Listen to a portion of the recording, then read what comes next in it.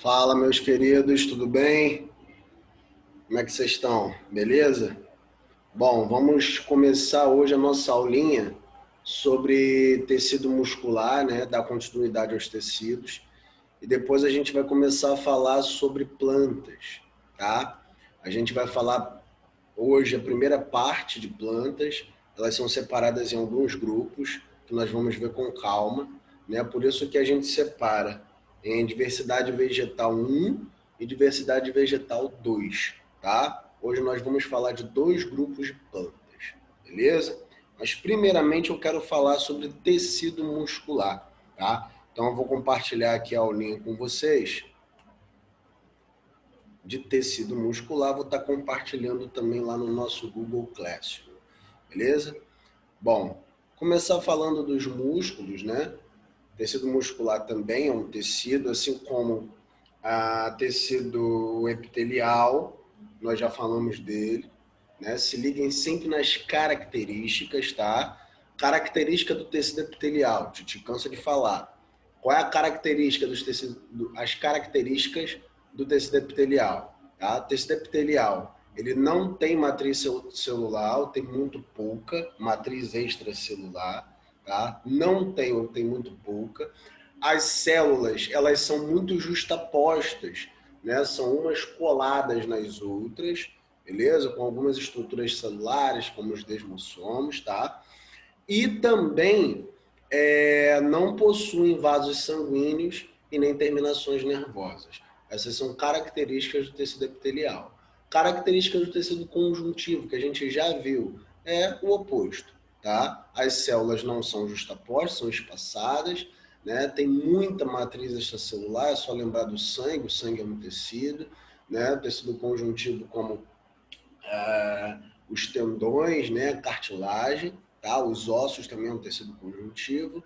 E no tecido conjuntivo a gente vai ter vasos sanguíneos e vai ter também terminações nervosas. Show de bola? Agora nós vamos a um outro tecido que é o tecido muscular.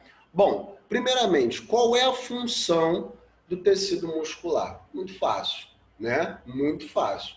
A principal função do tecido muscular é dar ao corpo uma locomoção. Então a gente consegue se locomover, a gente consegue se movimentar através com o auxílio dos músculos, tá? Esses músculos eles são ligados a tendões, né? E esses tendões tracionados pelos músculos no processo de contração e relaxamento, eles sofrem essa tração, né?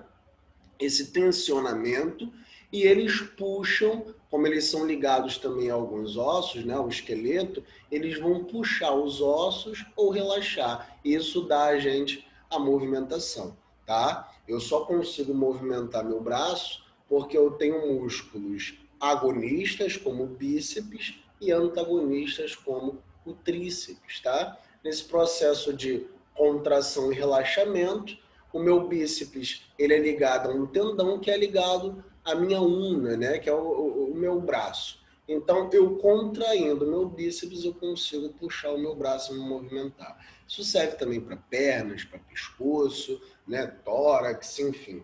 A gente consegue se locomover e se movimentar com a ajuda dos músculos, principalmente os músculos esqueléticos. Por que eu falo principalmente os músculos esqueléticos? Porque nós temos três tipos, e aí anotem, por favor. Nós temos três tipos de músculos, tá? A gente tem os músculos estriados, e aí pode ser o cardíaco ou o esquelético. Olha só, como vocês podem ver aqui no slide, ó, eu tenho o tecido muscular estriado cardíaco e o tecido muscular estriado esquelético. Os dois possuem estrias, o nome já diz, né? Possuem estrias. O que é estrias, Dani? Estrias eu só conheço na pele. Estrias são algumas proteínas que esses músculos têm, como a actina e a miosina, que dão, quando a gente vai olhar no microscópio, no tecido muscular, dão essa aparência, né, de estrias. Olha aqui, ó, eu estou passando com a seta. Isso aqui são as estrias tá? São interações entre a quitina e miosina. Olha aqui, ó, a gente também tem aqui estrias no músculo estriado cardíaco. Mas qual é a diferença, Dani, se todos dois possuem estrias? Bom, o tecido muscular estriado esquelético, a principal diferença dele para o músculo cardíaco é que uma, ele possui uma contração voluntária. Então, eu consigo voluntariamente, tá, contrair o meu braço, porque os músculos estriados esqueléticos dos meus braços, né, eles possuem essa contração voluntária. Então, todos os músculos estriados esqueléticos possuem movimentação, tá, contração voluntária. Eu controlo essa contração. Já o tecido muscular estriado cardíaco, eu não consigo controlar. Não tem essa contração voluntária. A gente não consegue controlar o batimento do nosso coração, tá? Ele contrai e relaxa, né? O batimento aumenta e diminui através de alguns hormônios, né? Como adrenalina, acetilcolina, mas eu não consigo controlar. Opa, quero que o meu coração ele bata mais rápido. Eu não consigo fazer isso voluntariamente, tá? Então, a principal diferença do tecido muscular estriado cardíaco para o esquelético é que o esquelético possui contração voluntária, tá? E nós temos um terceiro tipo de tecido muscular, que é o tecido não estriado. É muito fácil, ele não possui estrias. Esse tecido muscular não estriado, ele faz parte do nosso esôfago, né? Músculos que possuem contração involuntária. O esôfago, o intestino, o estômago, né? A gente não consegue controlar o peristaltismo. O que é peristaltismo? São movimentos contínuos, tá? Do nosso sistema digestório para que o bolo alimentar que a gente se alimente, ele vá para os órgãos que vai fazer a digestão necessária, tá? Então, o tecido muscular não estriado, que não possui estrias, eu não consigo controlar, tá? A contração é involuntária. Já o tecido muscular estriado esquelético, que é os músculos do nosso corpo, né? Os principais músculos que dão movimentação no nosso corpo, a contração é voluntária. E o tecido muscular estriado cardíaco, ele possui estrias, assim como o tecido muscular estriado esquelético, só que a contração é involuntária e esse músculo, ele só se encontra, ele só constitui o coração. Beleza? Entendido isso aqui? Então vamos dar continuidade. Bom, vemos que os músculos são necessários para a nossa locomoção, tá? Mas os músculos esqueléticos, eles também têm a função de dar postura. Então a nossa postura, né? Quando a gente está de pé, quando a gente está sentado, tá? Ela se dá através de alguns músculos esqueléticos que estabilizam tendões. Então, no momento que a gente acorda, a gente levanta da cama, tá? A nossa postura ela é mantida através de alguns músculos que estabilizam tendões e esses tendões vão estabilizar também os ossos, vão manter a nossa postura, tá? Isso é chamado essa capacidade, isso é involuntário, tá, gente? Essa capacidade de manter a postura, né, de manter os músculos firmes, né, é chamado de tônus muscular. A partir do momento que a gente vai envelhecendo, a gente vai perdendo esse tônus muscular. Por isso que os mais idosos, eles têm uma dificuldade para manter a postura, né? Muitos já têm o seu tecido muscular muito degenerado com o passar dos anos, né? E ele vai perdendo esse tônus muscular eficiente, tá? Outra coisa bastante interessante também é numa doença, né, que é chamada de paralisia do sono. Eu conheço essa doença como paralisia do sono, mas acho que tem alguns outros nomes, tá? Acho que não chega nem ser considerado uma doença, né? Mas é uma sensação horrível, tá? Eu nunca tive, mas lendo e ouvindo relatos de pessoas que tiveram ou têm essa paralisia, né, parece ser uma coisa horripilante, porque a pessoa ela acorda, tá? Ela está com os olhos abertos, acordada, mas ela não consegue se mexer da cama, como se ela tivesse ali num estado mórbido, né? Como se estivesse em coma. E até essa pessoa se levantar, ela passa ali minutos e às vezes horas não conseguindo se levantar, né? Essa chamada de paralisia do sono. Por algum motivo, o cérebro dela acordou, mas o cérebro dela não manda mensagem para o corpo da pessoa. Há algum distúrbio aí e o corpo da pessoa pensa ainda que ainda está dormindo, né? E não mantém esse tônus muscular e a pessoa não consegue se locomover, chamado de paralisia do sono, tá? Músculo também é importante na regulação térmica. Olha que coisa interessante. Tá? Às vezes, quando a gente sai da piscina ou acaba de sair do banho, por ocasião da temperatura da água, do ar ser diferente, né? E também o processo de evaporação, que a gente vai perdendo calor através da evaporação das gotículas de água na nossa pele, a gente vai sentindo uma temperatura do nosso corpo vai ficando menor, né? Vai esfriando. Né? E isso dá um processo também que é involuntário, que é o calafrio. Né? Todo mundo já se tremeu de calafrio com frio, né? Isso porque alguns músculos, né, involuntariamente, eles começam a tremer, tá? E nesse processo ele acaba exalando calor, né? Ele nesse processo ele vai se aquecendo e também mantém o corpo, vai mantendo o corpo mais aquecido. Então, olha só, três coisas, né? Três funções do tecido muscular esquelético. Tá? Manter a locomoção, manter a postura e também regular termicamente o nosso corpo. Show de bola, meus amores? Vamos dar continuidade então. Então, nós já vimos que os músculos são importantíssimos nesse processo, tá? Agora, nós vamos ver como que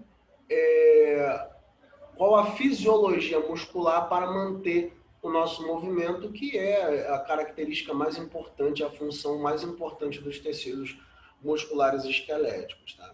Então, como eu disse para vocês, os músculos eles estão ligados aos ossos através de tendões, tá? Que é tecido conjuntivo que a gente já viu nas outras aulas, né? É tecido cartilaginoso. Quando esses músculos se contraem e relaxam, eles tracionam esses tendões, né? E como esses tendões estão também ligados aos ossos, eles vão puxar, né, os ossos e aí é o que dá o movimento para a gente, né? Esse movimento é voluntário. Bom, como eu disse também, existem músculos que são chamados de agonistas. O que é um músculo agonista? É o músculo principal, tá? Por um determinado movimento. Então, movimento de flexão do braço, tá? O músculo principal que dá esse movimento de flexão do braço é o bíceps, né? Então, olha aqui, ó. Eu flexiono meu braço porque eu estou contraindo e relaxando o meu bíceps. Então, nesse movimento de flexão de braço, o músculo principal, o músculo agonista, é o bíceps. Agora, o músculo que faz o movimento contrário, ou seja, isso aqui é flexão. Isso aqui é um movimento contrário à flexão, né? O músculo que faz o movimento contrário é chamado de antagonista. Nesse caso é aqui o tríceps, tá? Então, no movimento de flexão do braço, o músculo agonista é o bíceps e o antagonista é o tríceps. Bom, entendemos.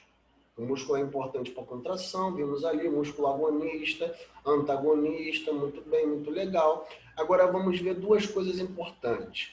Diferenças entre os tecidos musculares, tá? Porque como eu já mostrei para vocês, nós temos três tipos de tecidos musculares, tá?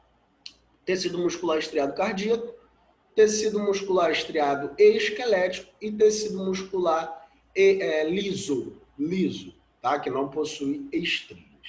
Bom, então, o tecido muscular estriado cardíaco, ele possui células que são uni ou binucleadas, ou seja, possuem um ou dois núcleos, tá? Nós vamos ver que o tecido muscular estriado esquelético possui vários núcleos, né? Polinucleado. É uma característica de tecido muscular também, possuir vários núcleos, né? Esse núcleo, ele é central, tá? Então ele ocupa o centro da célula, tá? E com estriações no citoplasma, beleza? As células do músculo estriado esquelético, elas são multinucleadas ou polinucleadas, eu possuo vários núcleos dentro da minha célula. O núcleo, ele é periférico, então ele se posiciona na periferia da célula e com estriações também no citoplasma. Essas estriações são interações entre a actina e a miosina, duas proteínas importantíssimas que vocês não podem esquecer, tá? Porque elas que estão relacionadas ao processo de contração e relaxamento. Nós vamos falar disso mais para frente daqui a pouco, tá? Bom, e as células do músculo liso, elas possuem células fusiformes, que é uma célula mais alongada e mais fina, né, nas extremidades. Isso se chama células fusiformes e possui um único núcleo e ele é central e sem estriações. Então, essas são diferenças entre os tecidos musculares. Pois bem, então, eu falei para vocês, né, dos músculos agonistas e antagonistas. Agora a gente vai olhar microscopicamente dentro do músculo, tá? Para a gente entender a fisiologia do tecido muscular, a gente precisa entrar dentro desse músculo e é o que a gente vai fazer aqui agora nesse slide. Então aqui, ó, eu peguei um pedaço do meu bíceps junto com o tendão e com o osso aqui, ó, e dei um zoom nele. Vamos para cá. Opa! Aqui está o osso, né? Aqui está o tendão, que ele é tracionado pelo músculo, ele vai puxar o osso, é o que dá o movimento, como eu já falei, e aqui está o nosso tecido muscular, o nosso músculo, tá? Então, eu dei um corte aqui nesse tecido muscular, olha só. Quando a gente dá um corte no tecido muscular, isso a gente observa também em qualquer músculo. Então, na carne, a carne, alcatra, lagarto, patinho, chã, né? Essas carnes que a gente costuma chamar de carne, né? Mas quando come músculo de frango, a gente só fala frango, tá? Mas tudo é músculo. Tanto o frango que a gente come, quanto a carne do boi, do porco, são músculos também, tá? Então, se você reparar, pega um pedaço de carne e cortar, tá? Você vai ver que essa carne, ela possui alguns feixes. Se você olhar com bastante atenção, você vai ver que elas possuem alguns feixes. Esses feixes, tá? Esses feixes são chamados de feixes de fibras musculares, beleza? Porque dentro de cada feixezinho eu tenho uma célula, um tecido, uma célula muscular, beleza? Uma fibra muscular que a gente chama o miócito. A gente pode chamar de miócito também essa fibra muscular. Então aqui, ó, dentro desse feixe de fibras musculares, eu tenho vários. A gente não consegue enxergar o olho nu, tá? A gente tem que olhar no microscópio. A gente tem várias fibras musculares. Show? Várias fibras musculares. Bom, se a gente olhar microscopicamente também essa fibra, a gente vai ver que elas possuem vasos sanguíneos, né, terminações nervosas, que a gente vai ver isso daqui a pouco. Olha só, polinucleada, como um bom tecido muscular esquelético. E dentro dela, vou dar mais um zoom, ó. Dentro dela eu possuo proteínas contráteis, várias proteínas contráteis. Tá? Essas proteínas, as mais importantes, são a actina e a miosina. Notem, a actina e a miosina são as proteínas contráteis, ou seja, são as proteínas que vão auxiliar no processo de contração da minha fibra muscular. Show de bola? A gente vai ver isso com mais calma. E vocês podem observar aqui, ó, essas fibras contráteis, ela possui uma estrutura chamada de sarcômero. A gente vai ver mais nitidamente também nesse slide aqui, ó. Então, as miofibrilas, né, que são as fibras musculares, elas possuem essas proteínas aqui, ó, a quitina e a miosina, que a gente pode ver melhor aqui no sarcômero. Então, essa estrutura aqui são as proteínas contráteis e um sarcômero é onde eu tenho uma peça de miosina, né, uma peça central de actina, né, e uma outra peça de miosina, como vocês podem ver aqui. Essa estrutura toda é chamada de sarcômero. Sarcômero. Então aqui, ó, desculpa, gente, eu falei errado. Essa peça aqui é a actina, tá vendo aqui, ó? A camada mais fina é a actina, tá? Actina, actina, actina, que aqui vocês podem ver em cinza. Aqui, essa mais grossa, essa proteína mais grossa é a miosina. E aqui do outro lado, eu também tenho a quitina, tá? Então, essa estrutura toda é chamada de sarcômero. Eu tenho um sarcômero aqui, aqui eu tenho outro sarcômero e aqui eu tenho um outro sarcômero. Como vocês podem ver aí na apostila de vocês, isso não é tão importante para as provas nem para os vestibulares não, tá? Eles não costumam cobrar isso. Mas como vocês podem ver aí no livro de vocês, esse sarcômero também possui algumas regiões que são denominadas. Então aqui, ó, essa região central é chamada de zona H do sarcômero, né? Essa região aqui da miosina é chamada de banda A do sarcômero, né? E essas regiões aqui, ó, da miosina é chamada de banda I, beleza? E essa linha de terminação do sarcômero é chamada de linha Z. Show de bola? Então, isso não é tão cobrado, mas é uma curiosidade. Por que eu estou falando tanto desse danado desse sarcômero? Porque é ele que vai dar, ele que vai auxiliar o processo de contração. Eu falei aqui, ó, que ele é constituído, o sarcômero, por proteínas. A quitina, a mais fina, né? Olha aqui, ó, e a miosina. A actina, quando eu contraio o meu músculo, estou contraindo o bíceps, ó, o que acontece aqui no sarcômero? A actina, ela vai deslizar sobre a miosina, olha aqui, ó, ela vai deslizar, ela está aqui, né? Isso aqui é um sarcômero relaxado, é um músculo relaxado. Quando eu quero contrair, o que vai acontecer? A actina, ela vai deslizar sobre a miosina.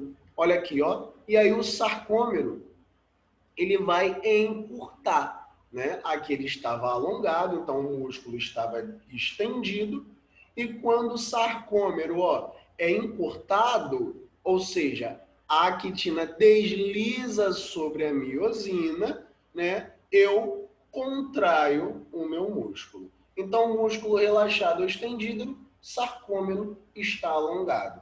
Quando a actina ela desliza sobre a miosina, o sarcômero encurta e o meu músculo ele vai contrair, beleza? Entenderam essa associação, a quitina-miosina, sarcômero relaxado e sarcômero encurtado? Pois bem, agora a gente vai saber como que se dá esse processo de deslizamento, esse encurtamento do sarcômero que vai promover o processo de contração, tá? Então, o encurtamento do sarcômero é resultado do deslizamento dos filamentos de miosina e actina, como eu falei. Como é possível observar no esquema a seguir? Então, nós vamos ver. Esse processo necessita de energia e de íons cálcio. Então, para eu contrair o meu músculo, eu preciso de energia, que ela vai ser dada ao músculo na forma de ATP, que é a nossa molécula energética, que a gente já viu que a gente produz muito ATP na respiração celular, e também com cálcio. Então, olha só que interessante, o cálcio, ele serve para formar os nossos ossos, os nossos dentes, mas também ele é importante no processo de contração muscular. Tá? Semana passada nós vimos coagulação sanguínea, onde eu também tenho participação do cálcio. Então, olha como é que o cálcio é importante, beleza? E o cálcio, ele está armazenado em uma organela que é chamada de retículo sarcoplasmático. Na verdade, é um retículo endoplasmático de uma célula normal, mas como é no músculo, essa célula, esse retículo é chamado de retículo sarcoplasmático. Show de bola? Beleza? Bom, e como eu falei, o processo de contração e relaxamento é voluntário. Eu quero contrair o meu músculo, eu vou contrair, é voluntário. Então sou eu que mando, eu que domino. E esse estímulo provém da parte central do sistema nervoso. Então o nosso encéfalo que manda essa informação. Como é que ele manda essa informação por músculo? Essa informação chega às fibras musculares através de nervos motores em regiões chamadas de junções neuromusculares. Então, olha só, eu tenho aqui o meu neurônio, tá? Meu neurônio, e ele vai mandar essa informação, quero contrair o meu músculo, através de neurotransmissores. Lá para o meu músculo, ó. Então, ó, lá na terminação do meu neurônio, tá? Nessa terminação do axônio, eu tenho aqui, ó, olha aqui, como vocês podem ver aqui no zoom, ó, uma terminação do meu axônio. Eu tenho aqui em verde vários neurotransmissores que são jogados na fenda sináptica. Então, olha só, a fenda que está entre o neurônio e o tecido muscular é chamada de fenda sináptica. É nessa fenda que o meu neurônio joga um neurotransmissor que vai auxiliar nesse meu processo de contração.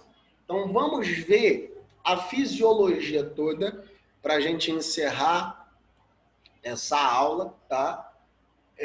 A fisiologia toda da contração muscular. Como que o meu neurônio manda informação para o meu músculo e o músculo contrai. Então, olha só, lá no meu encéfalo eu tenho neurônios, né? Que vão mandar essa informação lá para o meu músculo. Como que essa informação é mandada? No meu terminal sináptico do meu neurônio motor, ele vai lançar um neurotransmissor importante no processo de contração, que é a acetilcolina, beleza? Então aqui, ó, primeira etapa do processo de contração é o meu neurônio enviar na fenda sináptica um neurotransmissor acetilcolina. Show de bola? Essa acetilcolina, ela vai se ligar a receptores que estão na membrana plasmática do meu tecido muscular, tá? Esses receptores, quando são ligados à acetilcolina, eles vão gerar um potencial de ação. Então, sódio vai entrar dentro dessa minha célula, eu vou inverter o meu potencial elétrico da membrana da minha célula e eu gero um potencial de ação.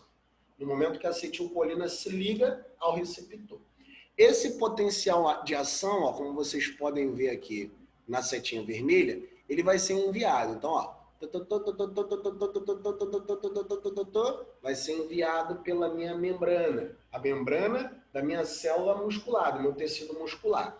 E vai cair numa cavidade chamada de túbulo T, beleza? Esse potencial de ação vai continuar até chegar onde, ó? No meu retículo sarcoplasmático, já dentro da minha célula muscular. Então, dentro da célula muscular eu tenho o retículo sarcoplasmático, que eu já falei para vocês que armazena o quê? Cálcio. E o cálcio é importante na contração muscular. Então, vai se ligando, vai se ligando. Não entendeu? Dá uma parada no vídeo, volta, até você entender. Qualquer coisa eu estou no privado também, a gente vai tirando dúvidas, tá? Então, ó, dentro do meu retículo sarcoplasmático eu tenho muito cálcio. Com potencial de ação, que é gerado lá, ó, com a ligação da acetilcolina ao receptor, quando esse potencial de ação chega, o que vai acontecer? Esse potencial de ação vai abrir no retículo sarcoplasmático, ele vai abrir canais de cálcio. Então, olha que legal. Ele abre canais de cálcio e esse cálcio sai do retículo sarcoplasmático e cai no citosol. Então, o citosol da minha célula muscular, né, o meu sarcoplasma, ele vai ficar cheio de cálcio. E é aí que começa a contração muscular. O que vai acontecer agora, Dani? Bom, se liguem aqui agora que isso aqui é a parte mais importante, né? Uma das partes mais importantes da aula. Eu falei para vocês, ó, que eu tenho a miosina, né? E a actina. A actina ela é mais fina, né? E a miosina ela é mais grossa. Eu disse para vocês que quando o meu músculo está relaxado, o meu sarcômero está alongado. No momento que eu quero contrair, para eu contrair, esse sarcômero ele vai ter que encurtar. Esse encurtamento se dá através do deslizamento da minha actina na minha miosina, beleza? Como que ele desliza, Dani? O que o cálcio tem a ver com isso? Bom, se liguem aqui agora. A actina, ela possui alguns sítios de ligações. Como vocês podem ver aqui um pouco nesse lado do slide, mas vocês podem ver aqui melhor, ó. Tá vendo esses pontinhos? É o sítio de ligação na actina da cabeça da miosina. O que é a cabeça da miosina, Dani? Miosina tem cabeça? Não é uma proteína? Tem uma cabeça, olha só. Essa daqui é a cabeça da minha miosina. Essa cabeça, ela vai se ligar ao sítio de ligação da actina. Caramba, Dani, não estou entendendo nada. Calma. Vou explicar de novo. Olha aqui, ó. A minha actina, ela tem um sítio de ligação, que é esse sítiozinho aqui. Esse sítio, ele se liga à cabeça da miosina. E no momento que a cabeça da miosina, ela sofre uma deformação, ela vai deslizando, como se fosse um cabo de guerra, sabe? Ela vai se desligando aqui desse sítio, se liga ao outro, e aí sofre deformação e empurra, tá? Desliga, se ligou no outro sítio de ligação da actina e empurra. Nesse empurrar, como se fosse um cabo de guerra, a actina ela vai deslizando sobre a miosina. E olha só, ela vai deslizando sobre a miosina. Então eu tenho um encurtamento do meu sarcômero e eu tenho o processo de contração muscular, o processo de contração do músculo. Mas calma aí, Dani, explica melhor. Tá, eu tenho que explicar melhor mesmo. Como que acontece essa ligação da cabeça da miosina no sítio de ligação da actina? Bom, quando o meu músculo está relaxado, então olha só, músculo relaxado. Quando o meu músculo está relaxado, esse sítio de ligação ele fica escondido, tá? Ele fica escondido para que essa cabeça não se fixe, a cabeça da miosina não se fixe. Ele é escondido através de uma cordazinha, olha só, uma cordazinha, uma fitazinha, chamada de tropomiosina. Então, a tropomiosina, ela vai esconder esse sítio de ligação. Como vocês podem ver aqui na imagem, olha só, parece aqui um barbante, né? É a tropomiosina. Ela está escondendo o sítio de ligação da actina e aí a cabeça da miosina não consegue se ligar para que ocorra o deslizamento.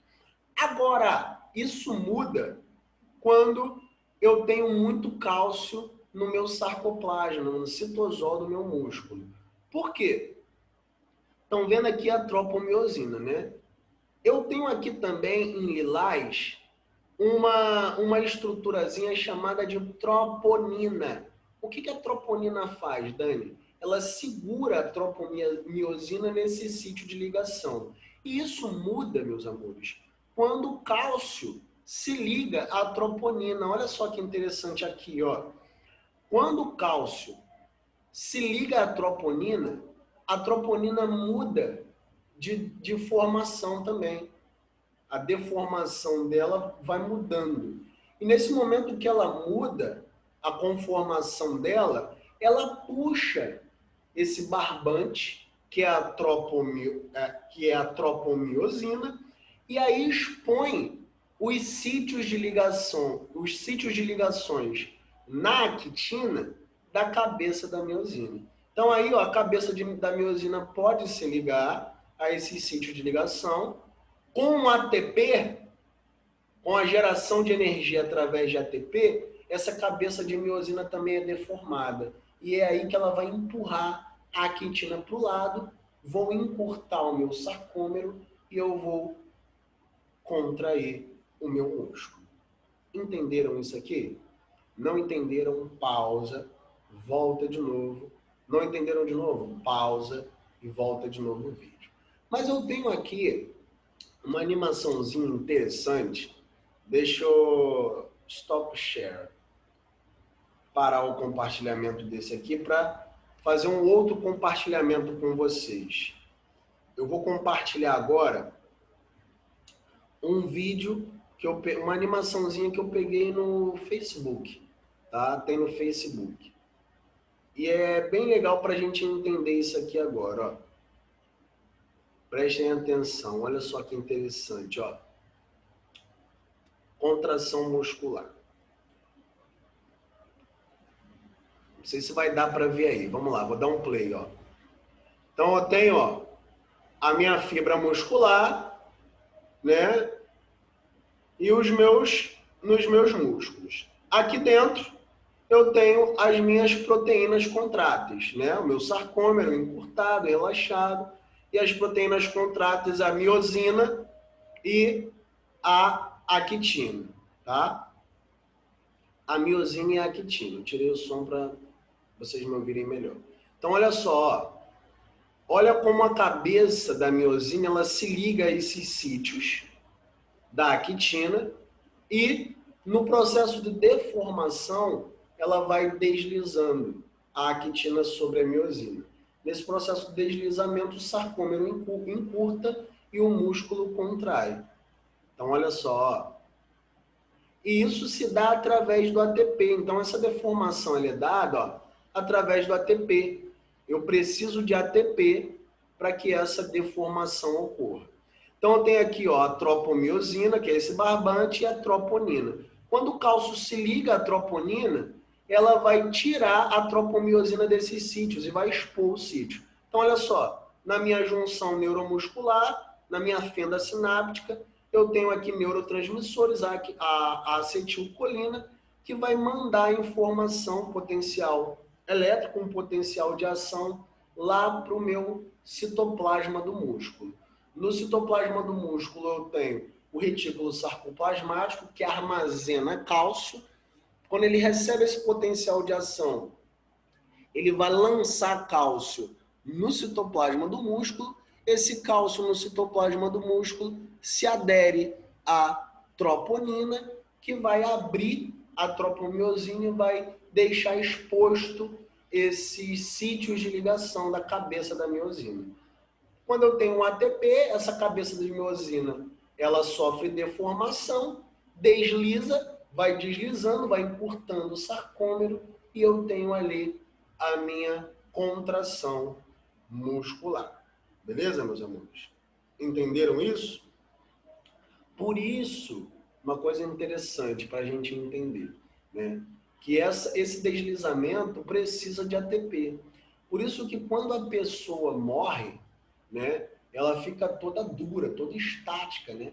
Por quê? Ela não tem mais ATP, não está mais gerando ATP, o corpo dela está morto, ela não está mais gerando ATP, e isso faz com que ela tenha aquele endurecimento pós-morte, né? Tem um nome específico para isso, mas eu esqueci, né? Mas a pessoa fica toda dura. Por quê? Ela manteve a contração, só que ela morreu. E aí ela não está mais gerando energia, não está mais gerando ATP. Para esse deslizamento ocorrer, né, ela precisa de ATP. Como ela não está mais gerando ATP, ela para ali naquela posição que ela ficou, né, e a gente tem aquele endurecimento. Depois ela vai perdendo o tônus muscular, porque algumas enzimas vão degradando e vão perdendo esse tônus muscular. Mas no momento que ela morre, ela tem esse endurecimento pós-morte, né? Então é isso.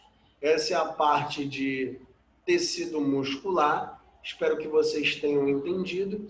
E agora eu vou dar um stopzinho nessa aula aqui, tá? Para lançar um outro vídeo para vocês que eu vou começar a Bio2 falando sobre vegetais, tá?